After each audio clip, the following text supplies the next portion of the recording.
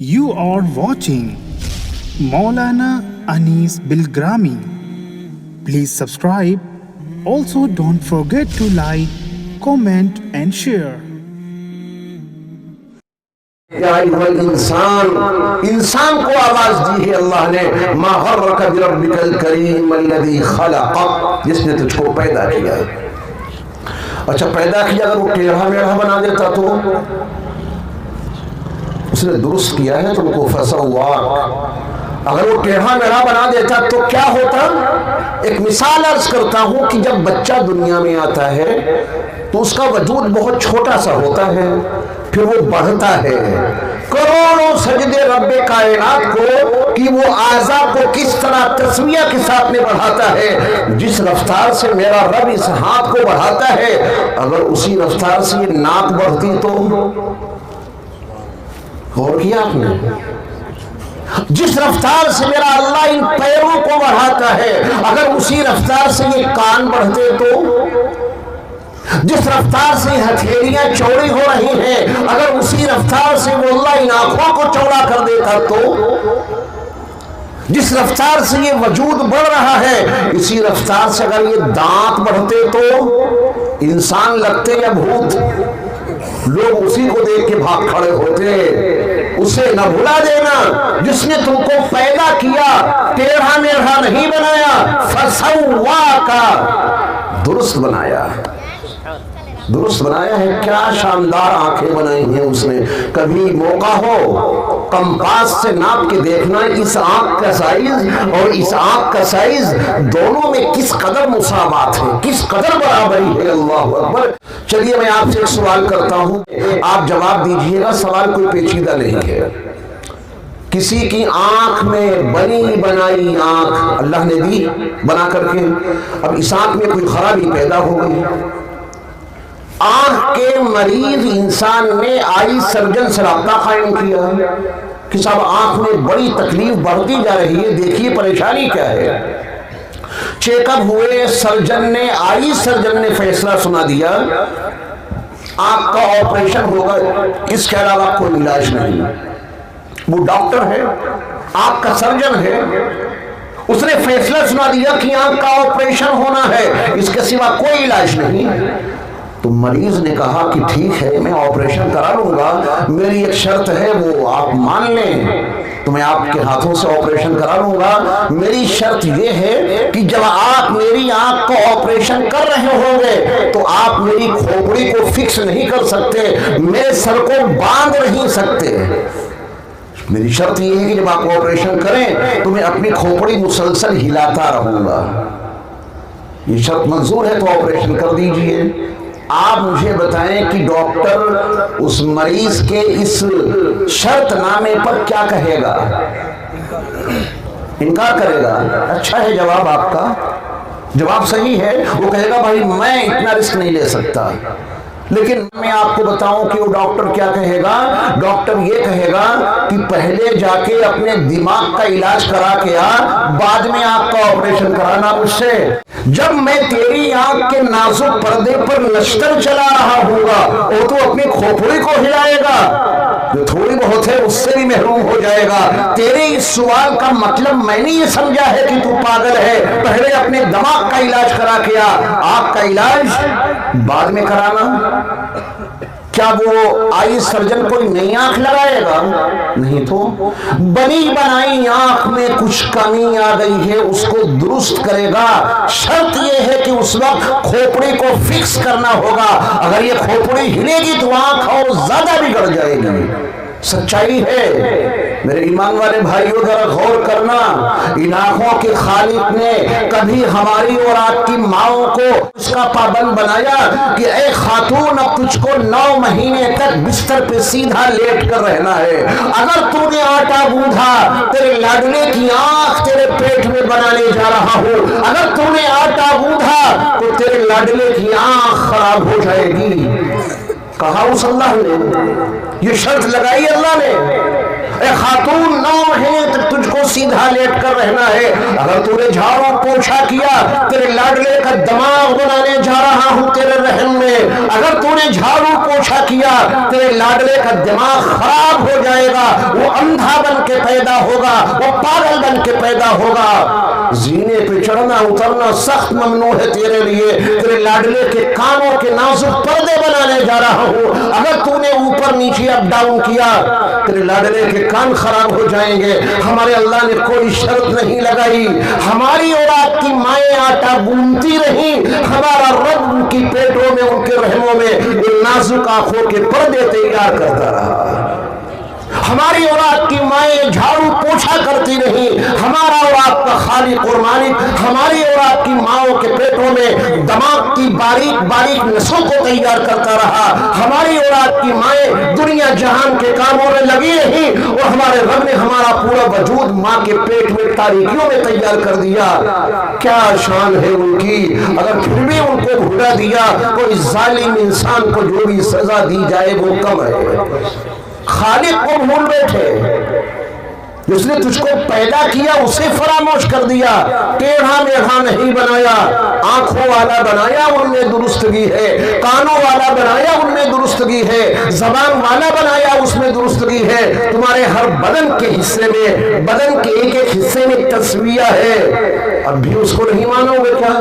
अल्लाह ने फरमाया कि फादलक, तस्वीया भी है और एतदाल भी है।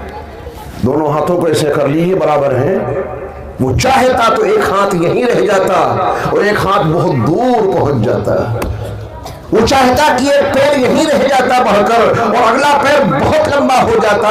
दोनों पैर हैं तो बराबर हैं, दोनों हाथ हैं तो बराबर हैं। क्या उनकी शान है, क्या उनका निजाम है, फिर भी तुम उसको नहीं मानते और फिर भी तुम उसका इकरार नहीं करते। तुमने बहुत गैर जिम्मेदारी का सबूत दिया। तुम्हारे इंसान बनने के लिए लाजिम और जरूरी है अपने खालिक को मानो, उसके ऊपर ईमान लाओ। फिर ये सूरत में अंधाधुंध एक ही डाई में तैयार करके तुमको दुनिया में नहीं भेजा। जिस कंपनी ने ये माल तैयार किया है, इस डाई में जितने माल बने होंगे सब इसी साइज के होंगे। इस डाई में जो माइक बना होगा सब इसी तरह का होगा। इस डाई में जो ये मोबाइल लगा हुआ है, इसमें जितने पीस निकले होंगे सब इसी तरह के होंगे। एक माँ के पेट से 12 बच्चे पैदा हुए।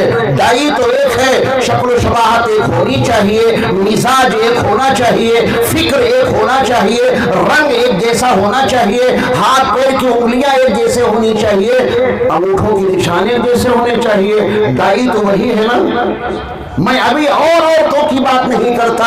एक माँ के रहम से पैदा होने वाले 10-12 जितने भी बच्चे हुए हैं, मैं उनकी बात पहले कर रहा हूँ। उनकी शक्ल एक जैसी क्यों नहीं, उनका रंग एक जैसा क्यों नहीं, उनका मिजाज एक जैसा क्यों नहीं, उनका ब्लड ग्रुप एक जैसा क्यों नहीं, उनकी फिक्रें एक जैसी क्यों नहीं, उनके अंगूठों के निशान एक जैसे क्यों नहीं। उसने जिस सूरत में चाहा उसने तुमको ढाला है। तुम्हारे इस वजूद में तुम्हारी माँ के किरदार का कोई दखल नहीं है। तुम्हारे इस वजूद के बनाने में और संवारने में तुम्हारे बाप का कोई दखल नहीं है। अफराअयतुम मा तुमनून अअंतुम तखलुकूनहु अम नहनुल खालिकून। तुम तो सिर्फ मादे मनविया टपका देते हो, इसके अलावा तुम्हारा क्या काम है? सूरत वाक़िया में इसका तज़किरा किया है अल्लाह ने। इसके अलावा तुम्हारा कोई काम नहीं है कि तुम मादे मनविया टपकाते हो। अब इंसाफ से ये बताओ कि उस मादे मनविया के उस कतरे को इंसान तुम बनाते हो या हम बनाते हैं? आज तक तो कोई इस दावे को तस्लीम करने को तैयार नहीं, सिर्फ अल्लाह की कारीगरी, इसके अलावा किसी की नहीं। अगर सब एक जैसे होते तो अब्बा कौन है, भाई कौन है, दादा कौन है, चचा कौन है, खालू कौन है, पहचानना मुश्किल। चलो खैर तो मर्दों का मसला है, बीवी कौन है, माँ कौन है, बहन कौन है, बेटी कौन है, कैसे पहचानते? अगर सब एक शक्ल के होते, करोड़ों सजदे रब्बे कायनात को अरबों इंसान वो पैदा कर चुका है, अरबों इंसान मौजूद हैं और न जाने कितने इंसान दुनिया में और आएंगे, मगर उनकी कुदरत सनाई देखिए, एक इंसान की शक्ल दूसरे इंसान से कभी मिल नहीं सकती। नाक सबके पास, 2 आंखें सबके पास, 2 कान सबके पास, गाल सबके पास, होंठ सबके पास, नाक सबके पास, 5 उंगलियां 5-5 उंगलियां सबके पास, 2 पैर 2 हाथ, पार्ट्स वही है। न जाने वो क्या कर देते हैं, अल्लाह न जाने क्या कर देते हैं। शक्लें कैसे बदल जाती है, अक्ल काम नहीं करती, फिर भी उसी का इनकार। उसको पहचानिए वो है कौन। जब जब उसे फरामोश करोगे तब तब बर्बाद हो जाओगे, और जब जब तुम्हें वो याद रहेगा कामयाबी, कामरानी, फलाह, नजाह की तरफ तुम बढ़ते रहोगे। उसको भुला देना अपने आप को बर्बाद करना है, और उसको याद रखना अपने आप को आबाद रखना है। वला तकूनु कल्लज़ीना नसुल्लाह फअंसाहुम अनफुसहुम, उन जैसे ना हो जाना जिन्होंने अल्लाह को भुला दिया। अल्लाह को याद रखेंगे कसरत से इंशाअल्लाह। खड़े हैं तो अल्लाह की याद, बैठे हैं तो अल्लाह की याद, और लेटे हैं तो अल्लाह की याद, और आंखें बंद हो तो अल्लाह की याद के साथ इंसान बन जाएंगे। आला दर्जे के महबूब, अल्लाह के मकबूल बंदे बन जाएंगे। अल्लज़ीना यज़कुरून अल्लाह क़ियामन व क़ुऊदन व अला जुनूबिहिम, खड़े हैं तो अल्लाह की याद है, और बैठे हैं तो अल्लाह की याद है, और लेटे हैं तो अल्लाह की याद है। अब आंखें बंद होने जा रही हैं, अल्लाह को याद करते करते सो गए। सोने जा रहे हैं आयतुल कुर्सी पढ़ते पढ़ते, सूरतुल बकरा की आखिरी दो आयतें पढ़ते पढ़ते, कुल अऊज़ु बिरब्बिल फलक, कुल अऊज़ु बिरब्बिन नास पढ़ते पढ़ते, दरूद व सलाम पढ़ते पढ़ते। बहुत अच्छी बात है, अगर ये आंखें इस हाल में बंद हुई फिर न खुल सकी, जन्नत में जाओगे इंशाअल्लाह। तहैया कर लें, पुख्ता इरादा कर लें कि हम इंशाअल्लाह इन आंखों को बंद करेंगे अपने अल्लाह की याद के साथ। छोड़िए सारी चीजों को, ये गंदगियां हैं, ये तागूती ताकतों की इजादात हैं, इनसे बचाइए अपने आप को। कुरान सुनते सुनते, कुरान पढ़ते पढ़ते, नबी का नाम सुनते सुनते, नबी का नाम पढ़ते पढ़ते आंखें बंद हो तो बड़ी खैरियत की बात है। वरना अगर सोए हैं मोबाइल के गंदे प्रोग्राम को देखते देखते और सुनते सुनते, और जैसे ही आंख खुली फिर मोबाइल उठाया, फिर गंदा प्रोग्राम देखना शुरू कर दिया, आंखें खुली इस गंदगी के साथ में, बहुत बुरा हश्र होगा, बहुत ही बुरा हश्र होगा। आंख खुले तो पुकार उठो, अल्हम्दुलिल्लाहिल्लज़ी अहयाना बअदा मा अमातना व इलैहि नुशूर। सारी तारीफें तो उसी के लिए हैं जिन्होंने हमें मारने के बाद दोबारा जिंदा कर दिया। खालिक और अपने मालिक को पहचाने, उसको जितना याद रखेंगे उसी कदर सुधरे रहेंगे। उसकी याद आबाद कर देगी, उसको भुला देना बर्बाद कर देगा। ज्यादा से ज्यादा अपने अल्लाह को याद रखें। हमारे सिलसिले आलिया नक्शबंदिया में इसका नाम वकूफ कल्बी है। वकूफ कल्बी का मतलब हर वक्त ये याद रखो कि हम अपने अल्लाह की निगरानी में हैं, हमारा अल्लाह हमें देख रहा है। हम अपने अल्लाह को हर वक्त याद रखेंगे, यही हमारी और आपकी कामयाबी का वाकई जरिया है।